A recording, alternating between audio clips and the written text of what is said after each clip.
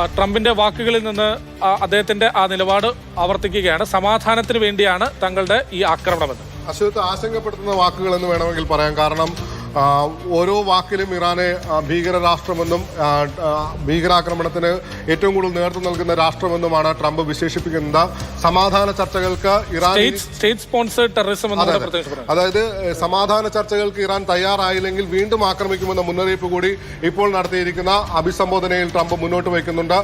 ഈ ദൗത്യം വിജയിച്ചുവെന്ന് ട്രംപ് അവകാശപ്പെടുന്നു. 3 ആണവ കേന്ദ്രങ്ങളിലാണ് ആക്രമണം നടത്തിയെന്ന് ട്രംപ് സ്ഥിരീകരിക്കുന്നു. അമേരിക്കയുടെ B-2 വിമാനങ്ങളാണ് ഈ ആക്രമണത്തിന് നേതൃത്വം നൽകിയതെന്ന സ്ഥിരീകരണം വരുന്നു. 3 ഇടങ്ങളിൽ 3 കേന്ദ്രങ്ങൾ 3 ആണവ കേന്ദ്രങ്ങളിൽ ഫോർദോ, നദാൻസ്, ഇഷ്ഫാൻ തുടങ്ങിയ 3 ആണവ കേന്ദ്രങ്ങളിൽ ആക്രമണം നടത്തിയെന്ന ട്രംപിന്റെ വാക്കുകളിൽ ഒരു കാര്യം കൂടെ പറയണ്ട്.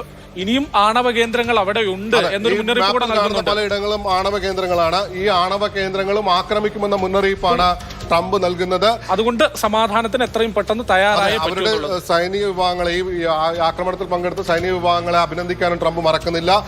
ബെഞ്ചമിൻ നെതന്യാഹുവിനെ ഈ ആക്രമണത്തിന് ശേഷം ബെഞ്ചമിൻ നെതന്യാഹുവുമായി സംസാരിച്ചിരുന്നു. ബെഞ്ചമിൻ നെതന്യാഹു ട്രംപിനോട് ഇതിന് പങ്കെടുത്തതിന് വേണ്ടിയുള്ള നന്ദി അറിയിച്ചു.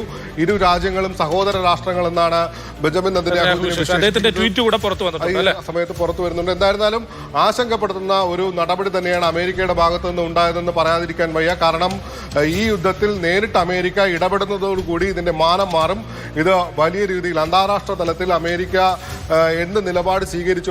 കഴിഞ്ഞ ദിവസം ട്രംപിന് സമാധാനത്തിന് വേണ്ടിയുള്ള നൊബേൽ പാകിസ്ഥാൻ